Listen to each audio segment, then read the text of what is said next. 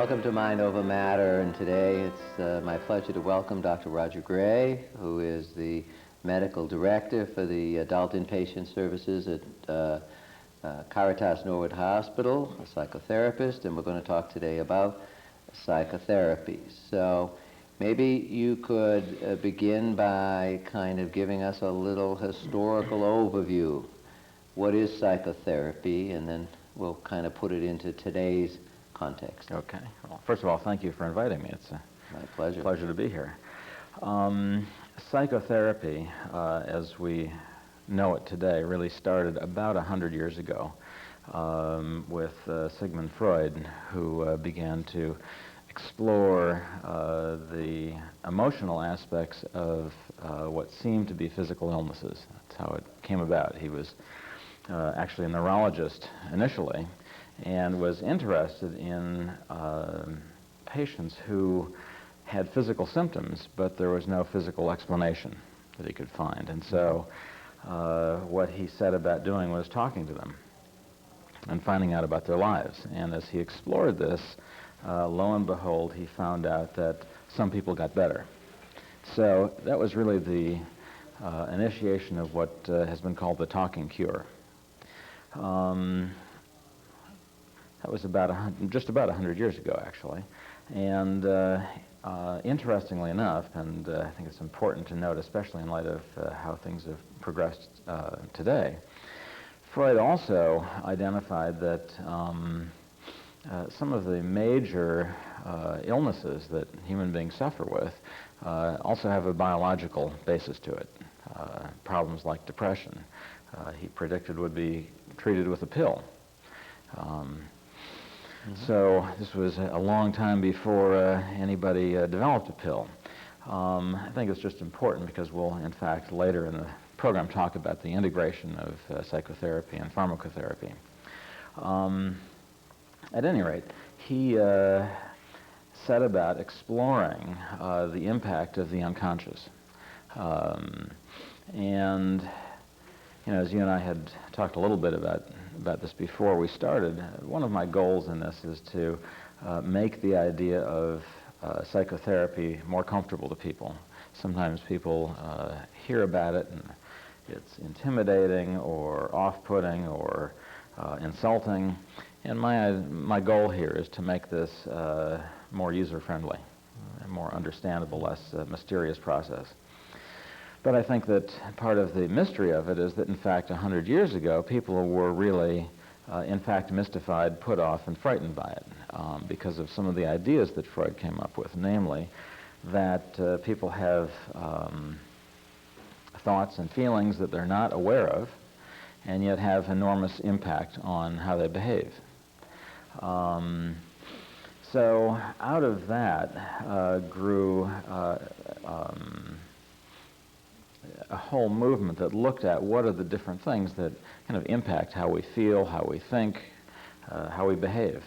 So can I interrupt? So sure. Prior to that, what was the thinking?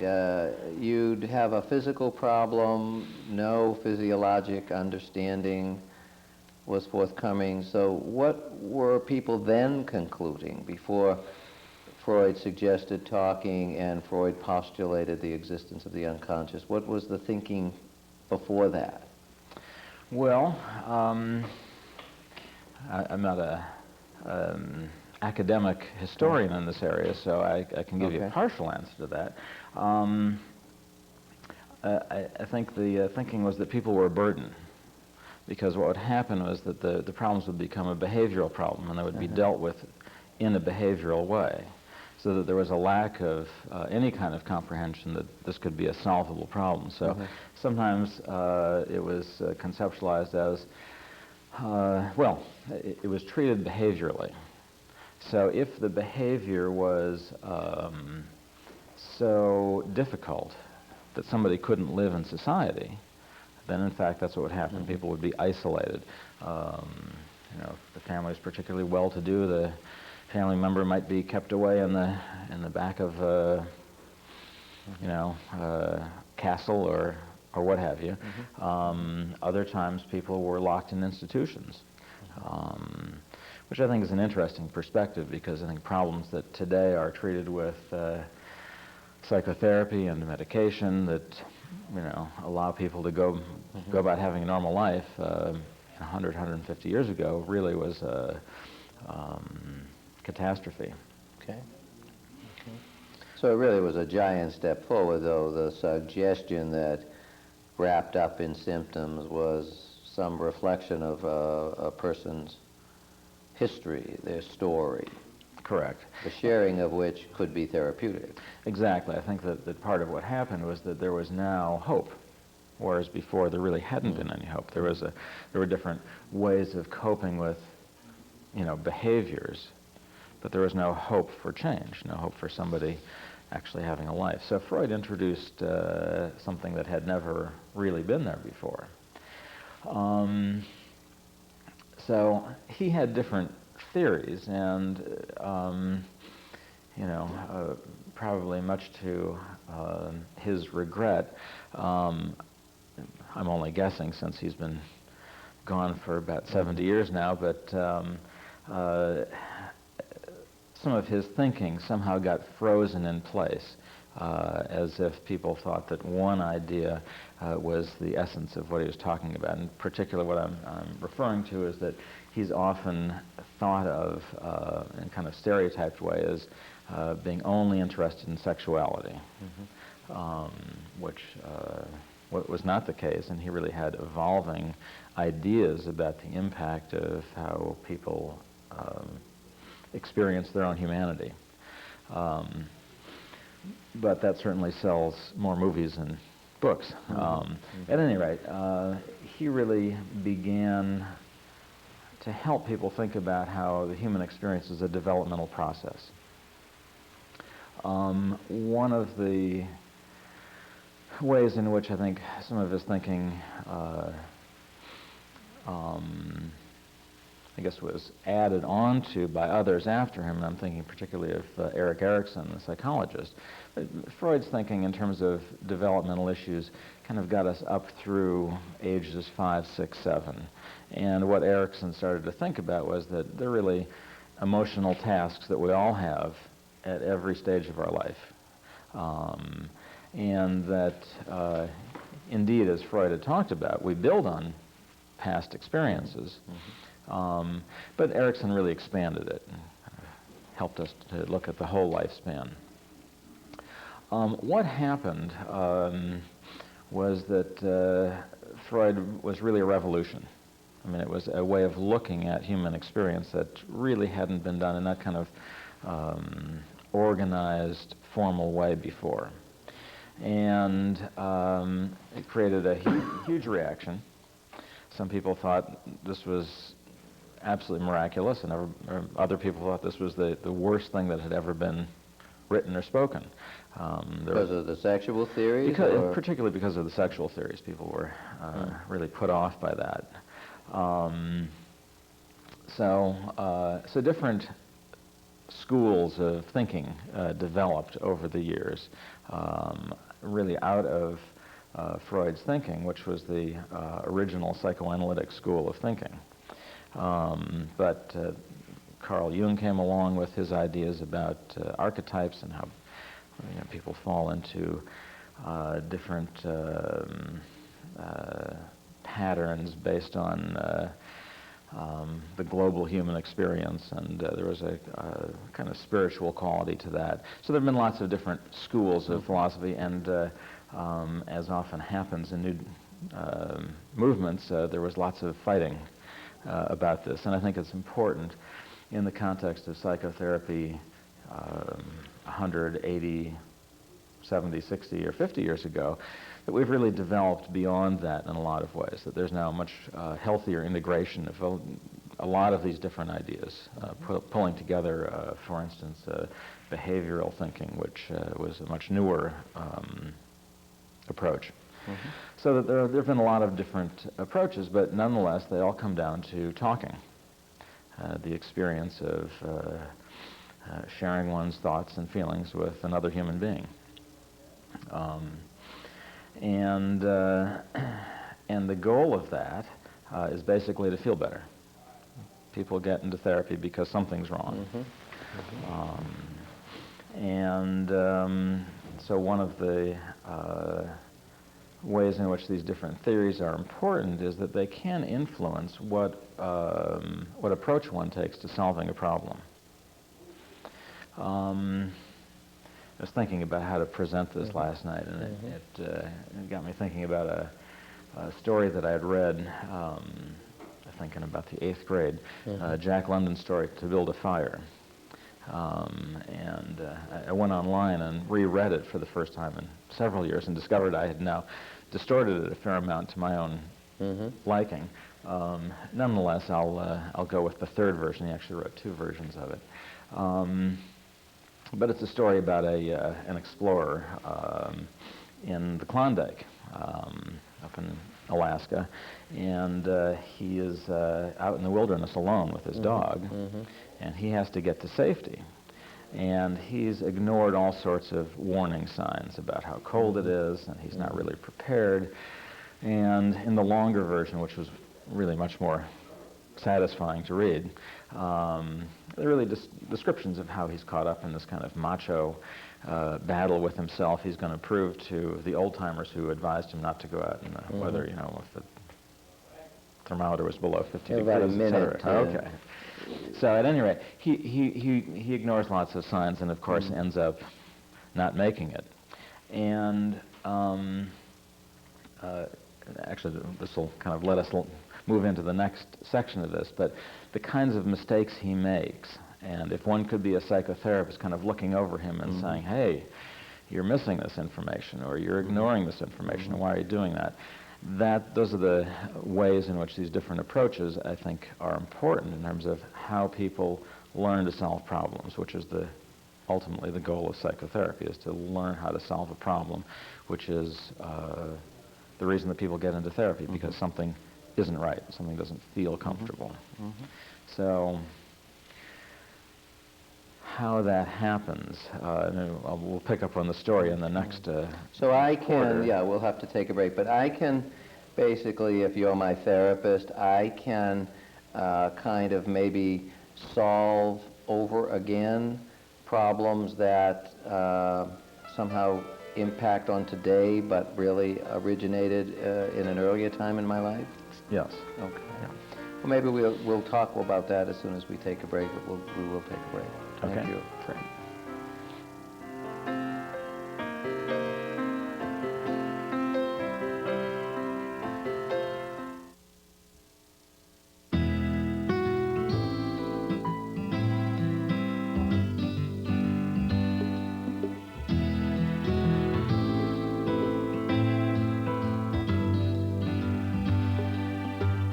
For people who have to deal with the harsh realities of life, there is hope. There is Volunteers of America. Volunteers of America has been rebuilding lives and restoring hope to people in need in communities across the country for more than 100 years. Volunteers of America is one of the nation's largest nonprofit charitable organizations, providing services for children and youth, the elderly, homeless people, families, and many others.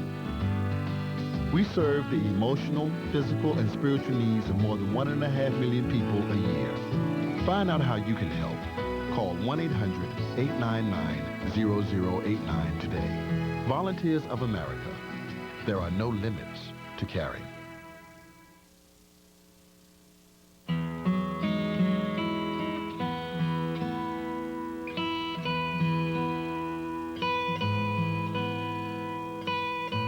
As time flows on, there are places we return to again and again.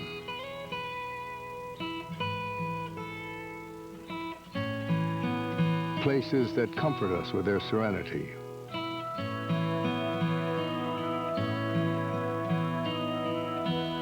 Places that astound us with their beauty.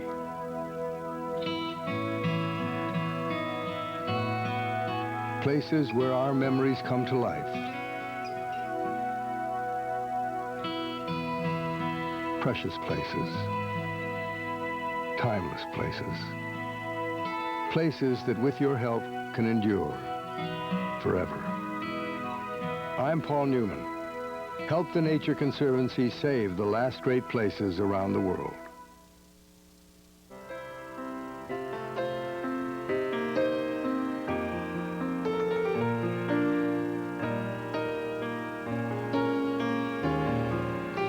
let's talk about therapy. I knock on your door. Someone has told me to get into therapy. What does that mean? Well, it means somebody was concerned about you and thought something was wrong. Okay.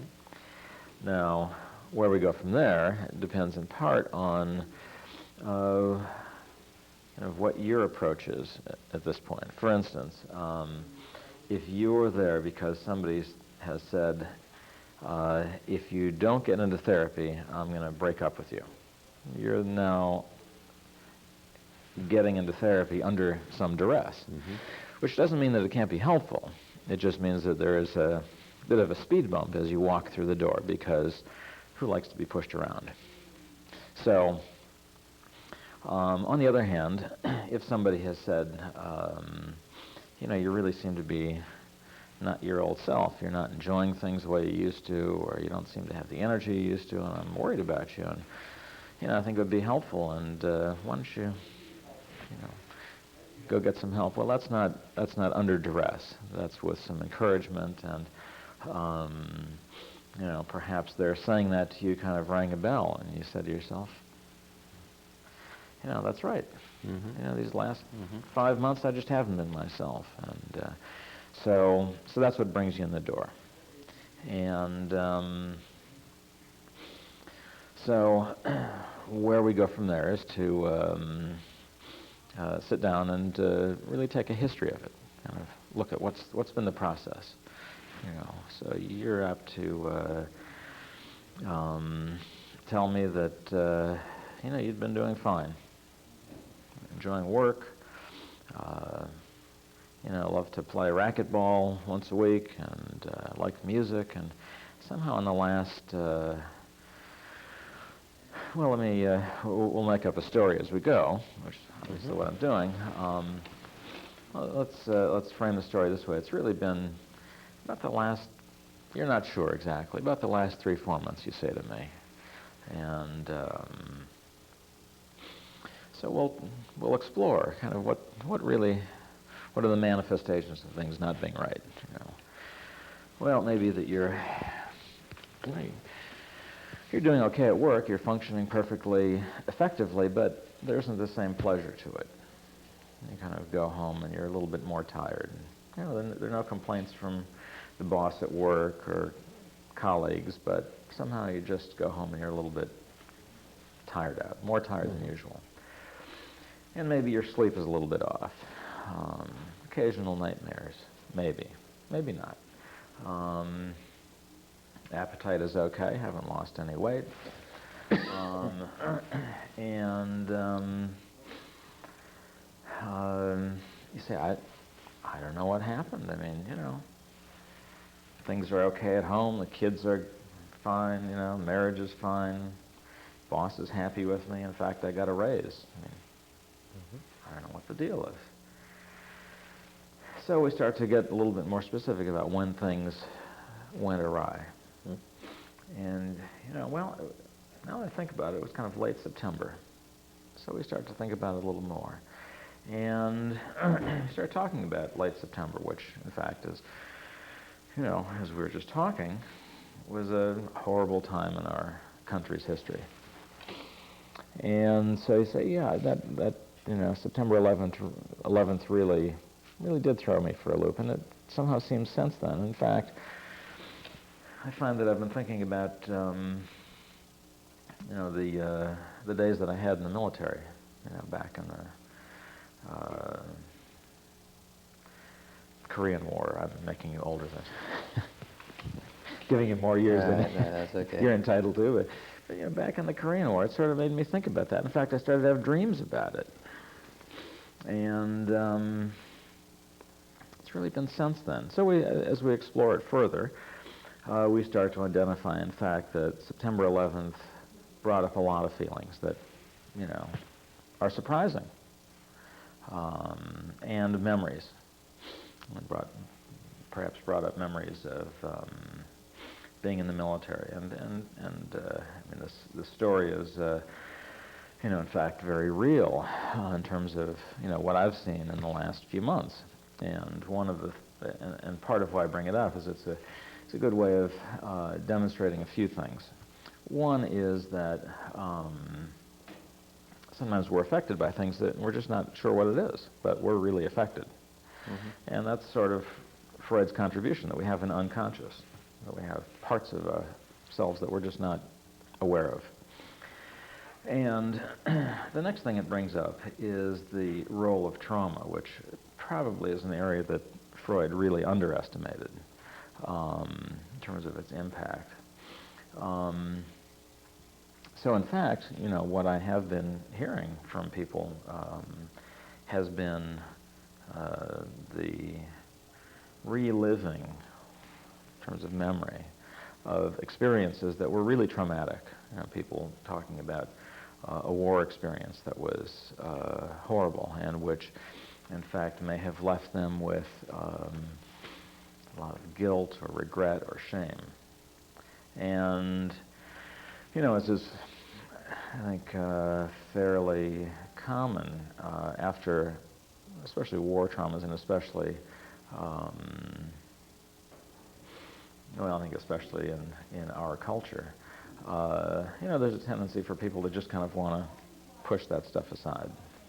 It's too painful, it's too shameful, it's too scary, it's too guilt-inducing, and yet it's there. It kind of percolates. It's on simmer on the back of the stove. Okay, but let me interrupt. Let me make it slightly different. Okay. Because I think that one, kind of is leading toward a PTSD type explanation. Let's say I didn't have to go to World War II or Vietnam or Korea or Vietnam, but something in September has been different in my life, and I know I should be lucky that I wasn't one of the people killed, and I have all these wonderful things going on in my life, but suddenly I'm not taking pleasure from it. Mm-hmm. And I don't have the trauma history. How do you then guide me at that point? Well, I think that psychotherapy is a process of exploration, and it's a process of exploration. And I should add that at this point we're talking about individual psychotherapy, where there's the patient and the therapist. So it's really a process of exploration, mm-hmm. And it's a team effort. There's a mystery.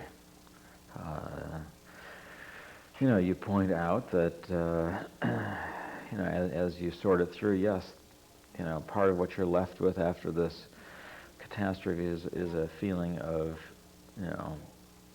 appreciation, feeling grateful, being aware of how fortunate you've been. Mm-hmm. We kind of get an overview of your life, and there's been nothing horribly traumatic. And then as we're doing this, we're looking at ideas, attitudes, kind of ideas about oneself, about how one ought to behave or feel. But you have a kind of a method to your madness, and that is that and I think it derives from what you said earlier about Freud, that this can be understood. Yes. In other words, if we continue to explore it, maybe it's not World War II, maybe it's not this, maybe it's not that, but there's something there that if we talk enough, eventually we can understand why it is that suddenly you started to, say, lose your ability to take pleasure in whatever though. Right, yeah.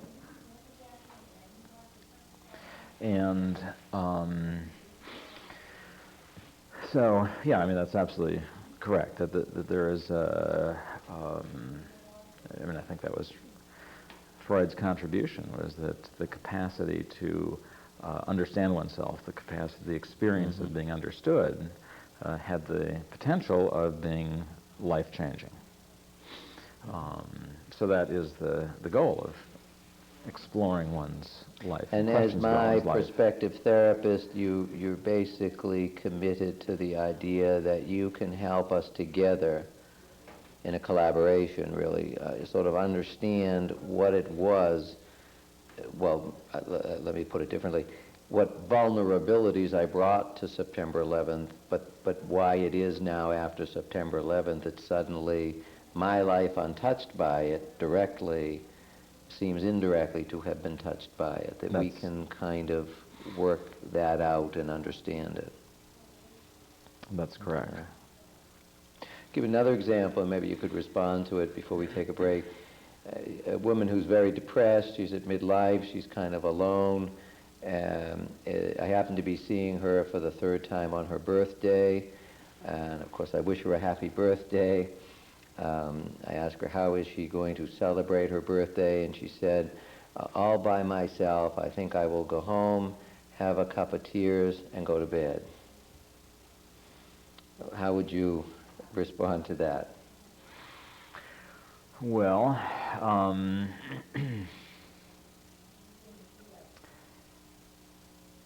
it's an interesting question. I think part of the answer is that it depends on the whole gestalt.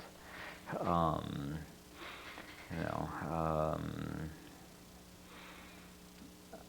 guess one of the questions would be, how would she want to be celebrating her birthday? And it's clearly not the way she's going to be. Not necessarily. I mean, okay.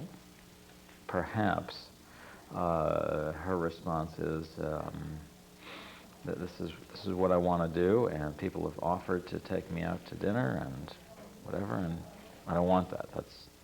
So the meaning of that, I guess part of what I'm saying is that the meaning of that little vignette, it's my birthday, I want to go home, feel sad, cry, and go to bed, could mean potentially several different things to several different people.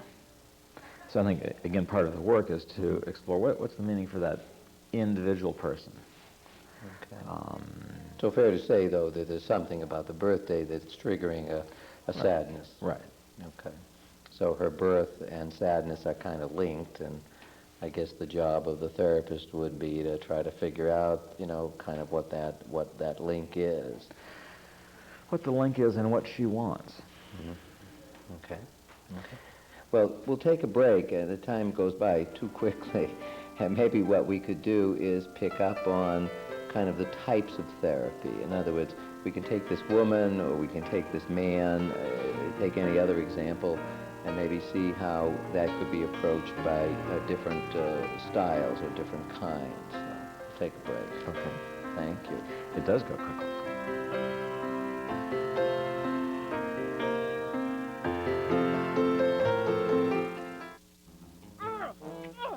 Up in the air about where to get help with a consumer problem?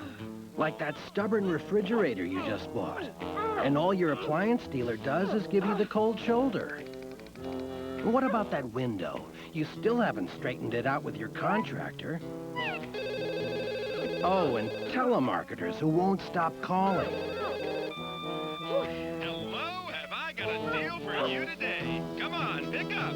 You need to hear about our exciting... And how about that lemon of a car that keeps letting you down? Well, stand up for your rights. Log on to pueblo.gsa.gov and use the power of the internet and the federal government. It's the consumer action website, free from the place you trust, Pueblo, Colorado. At pueblo.gsa.gov, there are thousands of links to companies and government agencies. The names, numbers, and advice you need to get your wrongs righted. Remember, pueblo.gsa.gov, because you never know.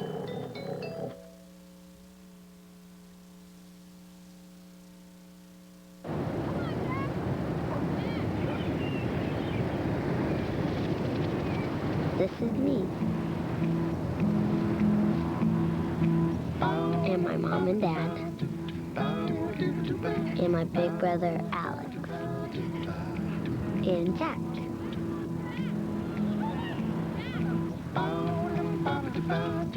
This is the day I learned that sandals got their name from sand.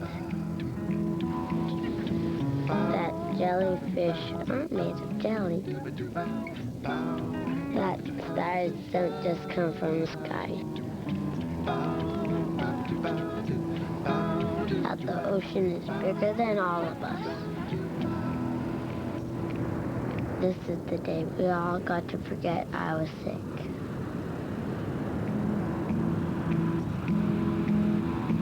This was my wish.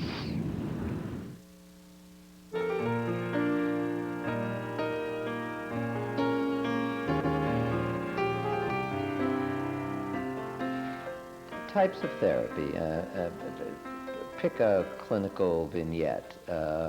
Anyone, a woman who's maybe a little more depressed because it's her birthday, or someone who's upset in a kind of an exaggerated way by the events of September 11th, or someone who's upset because I got a promotion at work.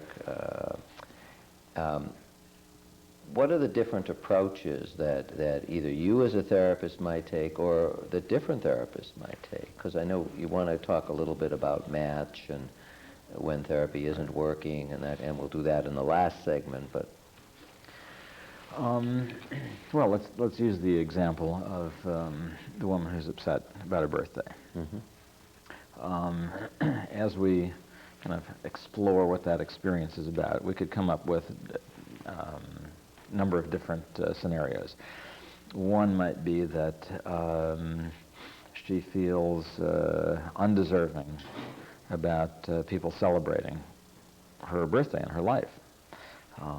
So that therapy may aim particularly at exploring some of the experiences and beliefs about herself that have contributed to this terrible self-esteem. So that would be one potential avenue. Perhaps as she explores her reaction to her birthday, what she talks about is how anxious she gets about social situations, and she got a number of invitations, but turned them all down because she gets so anxious. So it becomes an issue of how is she going to tolerate that feeling, that experience. So some therapists might, in fact, not go the direction of exploring the history, or may explore the history to the extent that it's acknowledged, but then approach the problem in a behavioral way, and work out with the patient that she will, in fact, make a social engagement for next weekend. So it becomes a behavioral approach rather than exploring the unconscious meanings of it. So that would be another approach to it. Another approach might be, a therapist says, if you're feeling so anxious about being with people, perhaps what you need is group therapy. So the patient might be referred to be in a group with people and talk about the kind of social discomfort, and the experience of being in a group then has the opportunity of helping people have that experience of social interaction and overcoming in a practical kind of way, of a trying out, just as one would go to a tennis lesson. Are you going to kind of give me this menu when I come into your office, or are you simply going to be the therapist you are, and then we'll talk about whether it fits and whether I can rise to the occasion and relate to you? But do you explain to me that there are different kinds of therapy and that I can kind of decide which one I want, or? Well, I think that's... See, I don't. I see. I think depending on the situation, I will go through and say there are different ways of approaching this. And certainly express my bias, what I think would be the most effective way of solving the problem. It gets up to the issue that I know we'll cover in the last quarter, but the issue of match, and the issue of whether or not therapy is working for one.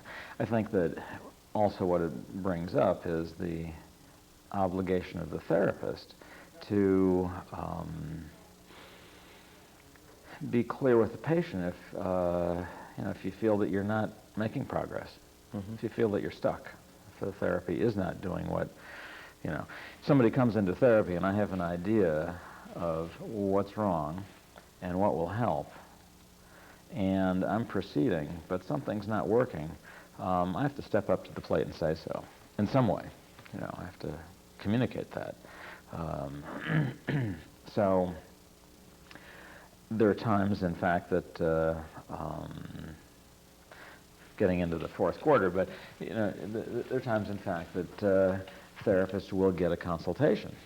There are other times that therapists will continue with whatever their own modality is, but also refer somebody for some therapy in addition. So these therapies aren't mutually exclusive. People can be in individual therapy and in group therapy or family therapy or a behavioral approach. Well, let's go back to traditional.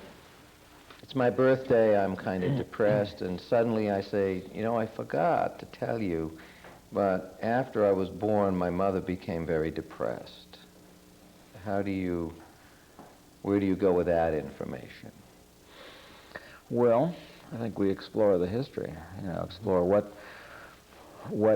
information you have, either in terms of your own memory about that time, or information that you've gotten, from hearing it from siblings or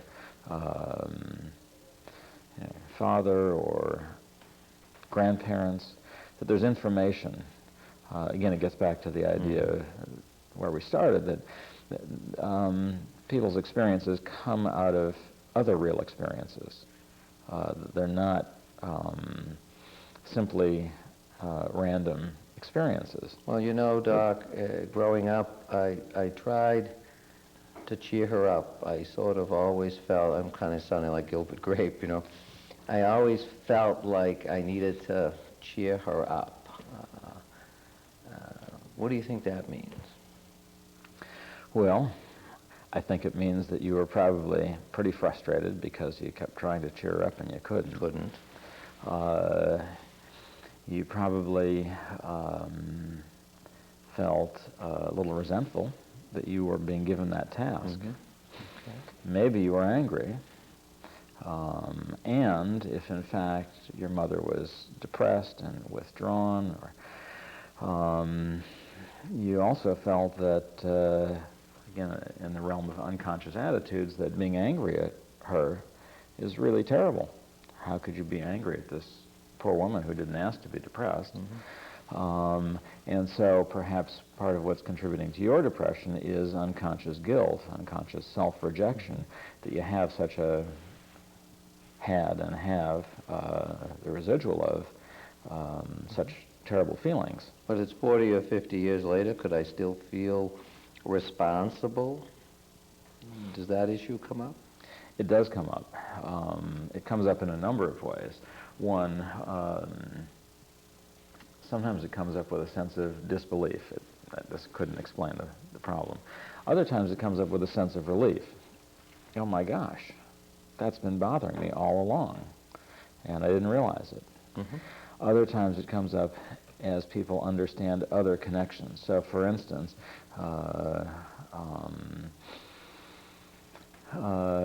putting aside the September 11th analogy,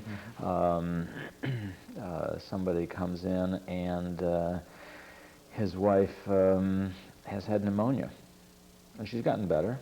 She's fine, but it's kind of a slow recuperative process. She's not as energetic as usual. She's not up for playing tennis twice a week or whatever. And suddenly, you're not feeling right. And as we explore it, in fact, part of the not feeling right is it's evoking old feelings of being frustrated that you can't make things better, angry that this person isn't there for you, angry that you got saddled with a huge task. So the ways in which the past repeats itself in the present take on added significance. And then to be able to say, okay, I guess I really was irritated with my wife that she didn't just bounce back, and to accept that that's okay. It's okay to have a feeling. It's okay to have a feeling that isn't a, quote-unquote, nice feeling. So that But you're suggesting that maybe it often, if I hold on to it, it's resonating with an earlier experience like the one I correct. described. And that becoming conscious of it, becoming aware of it, is what can be useful for somebody. Mm-hmm. And now I tell you that my mother died, or I had obviously earlier told you that she died when I was 17. Does that move the process along? Yeah, it certainly does. It takes us further into exploring the landscape, exploring the forest, because what was the process that you went through? What did you live through? You know,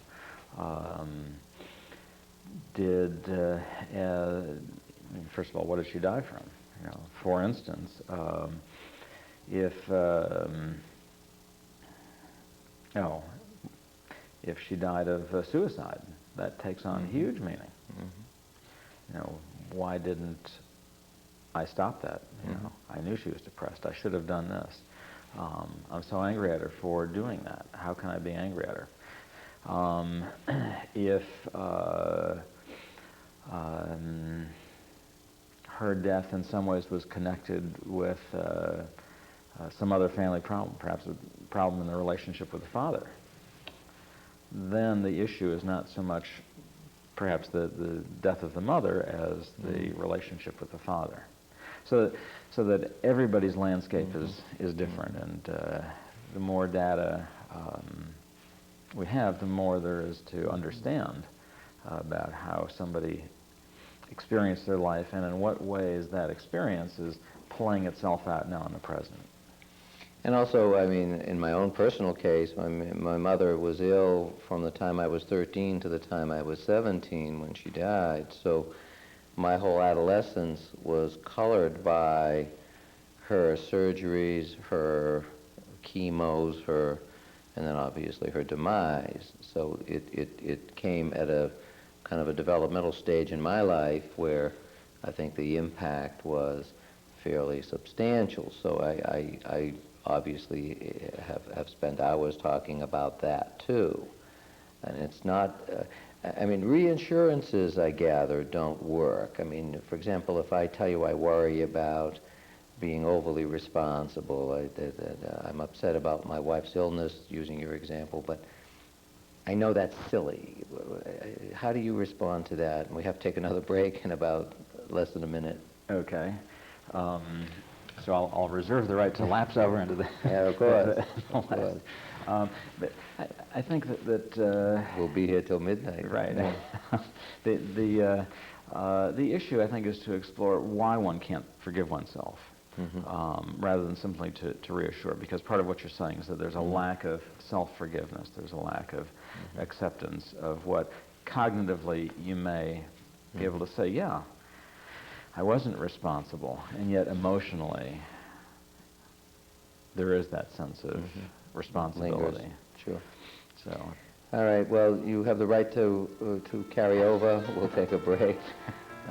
Thank you.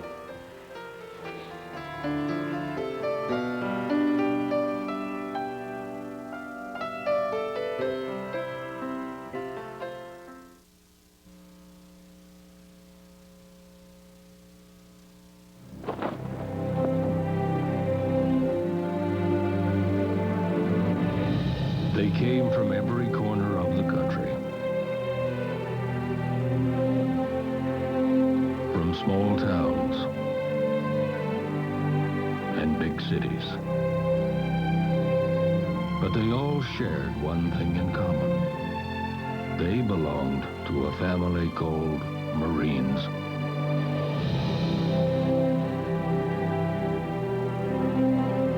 A tough and determined few, dedicated to protecting everything we hold sacred.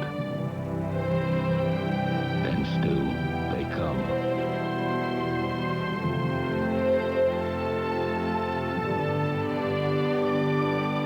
Celebrate the 225-year history of those proud few who have earned the title Marine. Each AT&T Broadband of Norwood and Westwood will hold a 6-week workshop in video production to train local volunteers. The workshop will teach volunteers how to use camcorders and studio cameras and also train them in lighting for the sets, creating graphics, post-production editing, and audio engineering. AT&T Broadband currently uses trained volunteers on many programs such as town meetings, high school sports coverage, the 4th of July parade, and high school graduation. Workshops are held at the AT&T Broadband Studio located on 375 Vanderbilt Avenue in Norwood. The workshops are free of charge. Volunteering your time will help bring local events and programs of interest to your community. To register for the workshop, contact Carrie Darris or Jerry Comic at the AT&T Broadband Studio at 781-769-7668. That number again is 781-769-7668.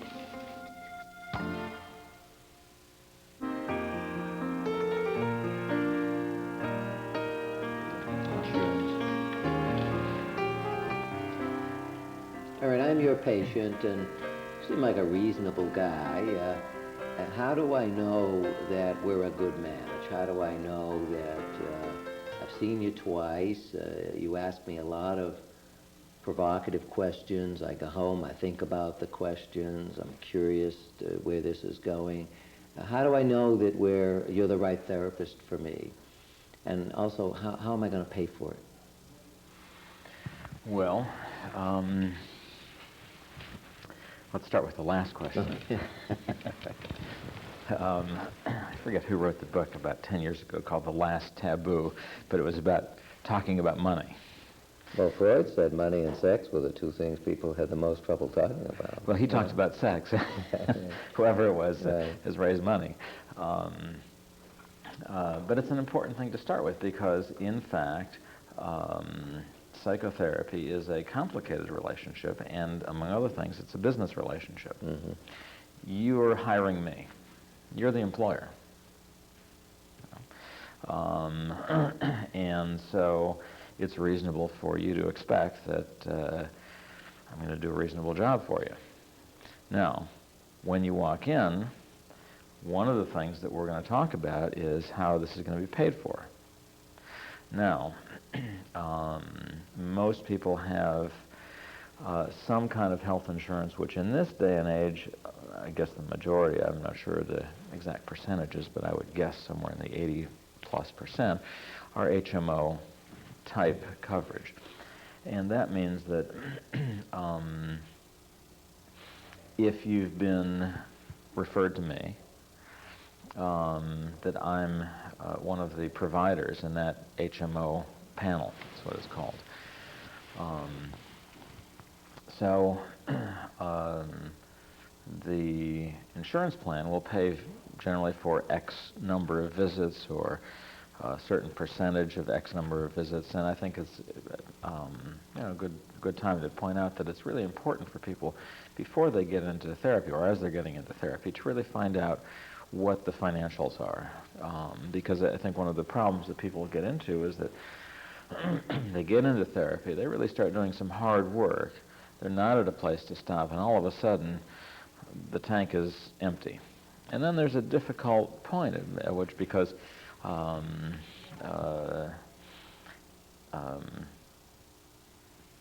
psychotherapy is going to need to be paid for. It's a service. There are times that people see their patients for free, but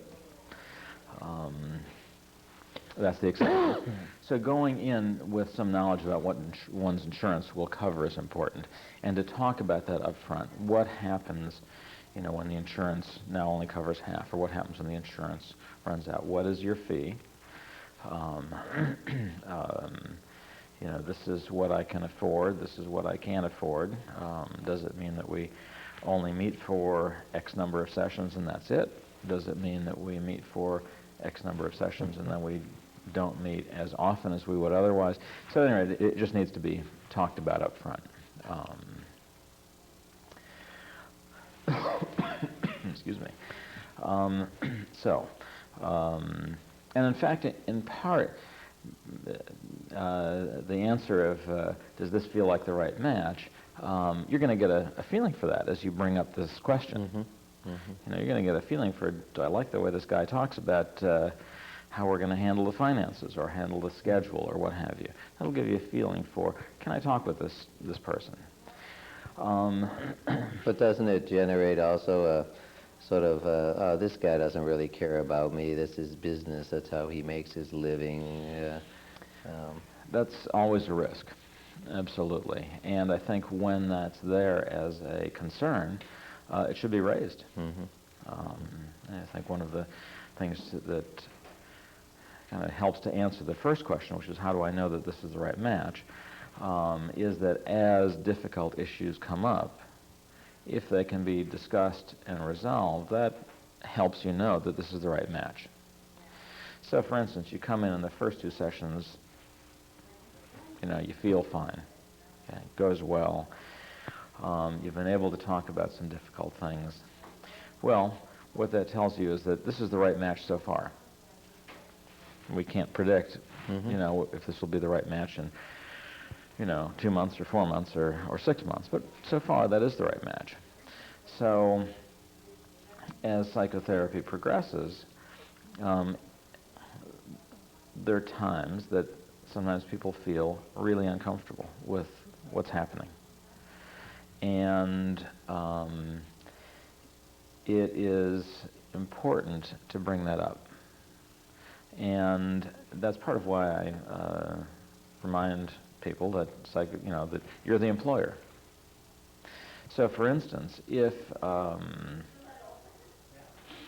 we've in fact been doing very well, doing some good work together, sorting some things out, you're feeling better,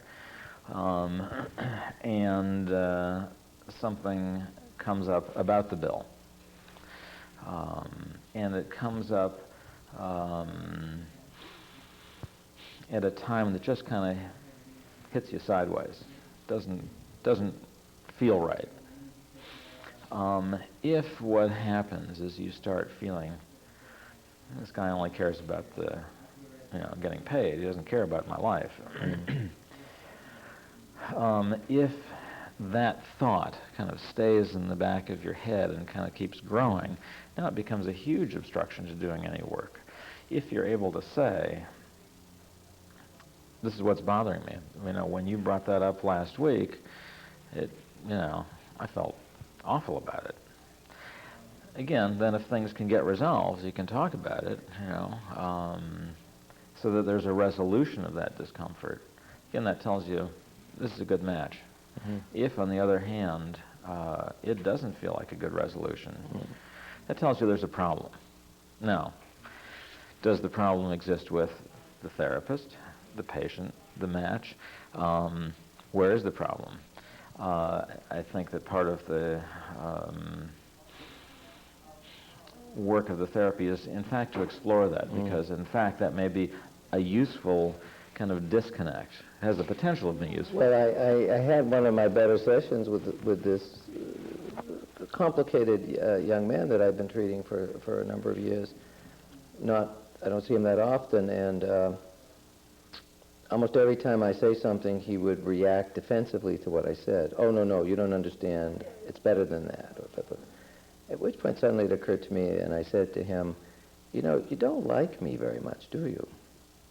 And we spent the next 45 minutes talking about that. It was very, very productive. So I jokingly sometimes say I'm not in the business to make friends, you know, which is not what therapies are. It's not a touchy-feely thing necessarily, you know, a feel-good kind of thing. And you know, sometimes, or similarly, a friend calls and says, I hate the therapist I'm seeing. He reminds me too much of my father.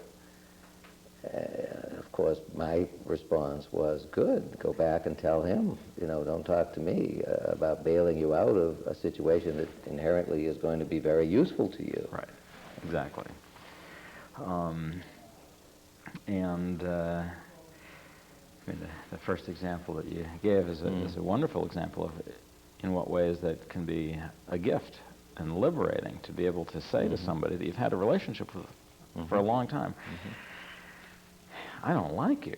Right. You know, what a gift. What, you know, to be able to be honest about one's feelings in that kind of way, when obviously I don't know any more of the history than what Right. you've just said, Right.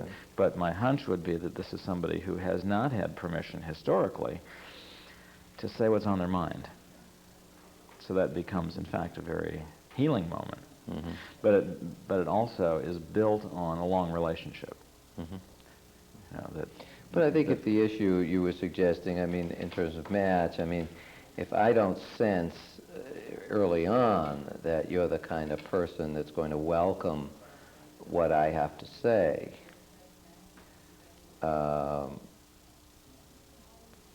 you know, I mean, I might decide maybe this isn't a good match for me. I'm talking about if I were a patient. Right. The second example that you gave is also helpful because, in fact, your friend got a consultation from you. Yes. You know, exactly. What do you think? And you were reassuring. Right. And basically, you were saying you're working on the right stuff. It's hard work. It's okay. Go talk about it. Well, and it's also educational in the sense that this is what one almost hopes will happen in therapy, because your relationship to your father hasn't been very good. And this man isn't your father, but obviously if it's generating those kinds of feelings, here's an opportunity, and you talked about this earlier, here's an opportunity to sort of perhaps rework it and get yourself out of it in terms of beating yourself up. Right. Yeah. I mean, the concept that we're talking about is called transference, and you know, that was one of Freud's gifts to us, to understand that phenomenon, how we can really paste onto somebody else the feelings that come from elsewhere, and what a destructive thing that can be. One of the things that I think happens in my work doing inpatient work is that I'm often in the role of being the consultant. And sometimes therapies that are good therapies get stuck. Sometimes it's something that one or t'other aren't quite seeing. So sometimes when people have that experience, and I've done that in my own practice, if I feel or my patient feels that somehow we're just not moving in the way we ought to, sometimes we'll ask for a consultation. And 99 times out of 100, it's really a useful, useful thing. Very helpful. Because either we learn that we're on the right track, or we're totally off the track, or there's some ways in which we need to adjust it. Usually it's more, I think, fine-tuning. Kind of in between. Right. We're going to have to wrap up. Obviously, you're a psychotherapist. Where do you see it going? I mean, psychopharmacology has been center stage now for a while, and usually seeing a psychiatrist usually means seeing somebody who's going to give you a prescription. In 30 seconds or less, where do you think we'll be with psychotherapy in the next 5 to 10 years? Oh, I think the more we understand about psychotherapy, the more we understand that there's, in fact, neurologic changes that happen with a successful psychotherapy, and that, in fact, up there in the brain, as people learn new ways of thinking, and new ways of feeling about themselves, that they're really neurologic changes. In fact, psychotherapy, I think, is now going to be, in the future, more and more understood as also a biological treatment. One that does not work as quickly as taking an antidepressant, but nonetheless has biochemical changes as well as psychological changes. So I think psychotherapy is alive, well, and evolving. Well, that's a positive note to end on. I want to thank you on behalf of the Norfolk Alliance. It really was a pleasure. Oh, thank you. And I do think we could be here till midnight, but the studio won't allow that, so many thanks. Oh, thank Dr. you. Gray.